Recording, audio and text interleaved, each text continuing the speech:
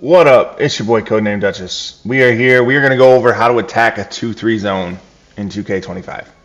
But before we do that, make sure you hit that subscribe, smash that like. I'm going to show you how to get these shots, how to create the best looks, how to attack a 2-3 zone out of the 2-3 freelance.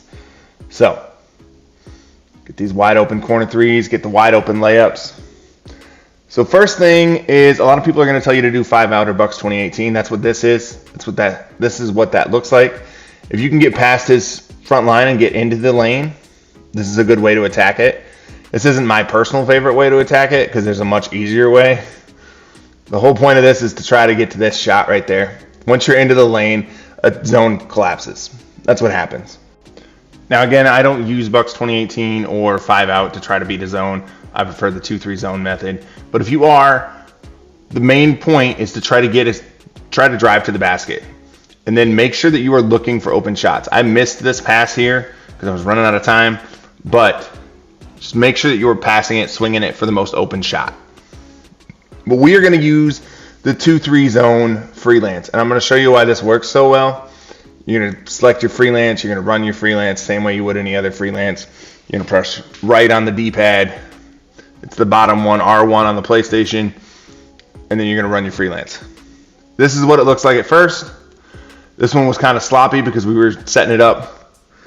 But this is what it's going to look like offline. We're going to go over this, what it should look like. And then we'll get back to what it is going to look like.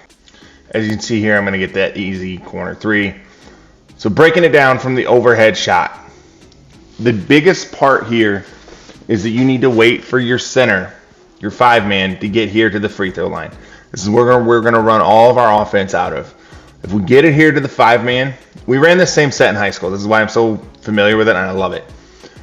You get it here to the 5-man at the free throw line, and he has options now.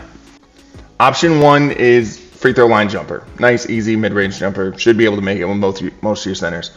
Option number 2 is honestly this dump underneath. If he steps up to take away the free throw line jumper, you dump it underneath to the guy underneath.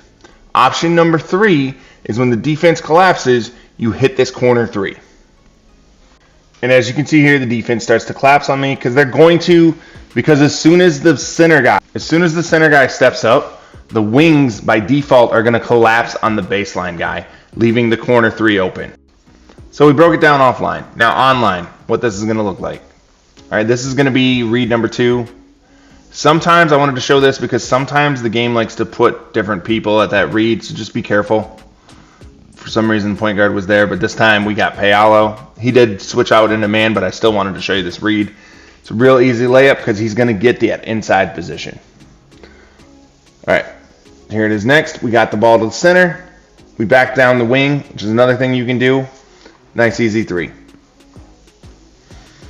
All right, so here it is, broken down. We're coming into the zone. He's playing the zone. We got Cycli waiting in the middle. We're going to try to get the ball to him as soon as we can. Like I said, defense will collapse. Wide open corner 3 for Karl Anthony Towns. Here it is again. We get the ball to Cycli in the middle.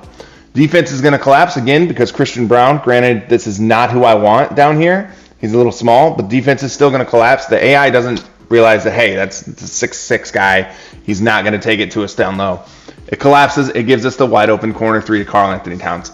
Again, that is how you want to beat the 2-3 zone. That is how you use the 2-3 freelance to beat the 2-3 zone, to get easier threes. You barely have to do anything. My guy's stamina barely runs out because we're not driving.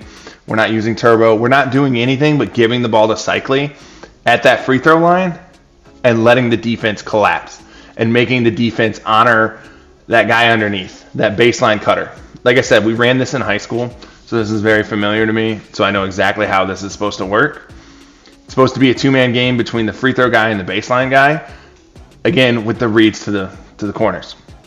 If he starts to collapse on those corners, swing the ball back up top to your 1 and 2. They're still sitting there for elbow threes. I didn't get any clips of that because once you make a couple threes against somebody online, they're going to switch out of the 2-3 zone because that's the whole point, is you shoot somebody out of a 2-3 zone.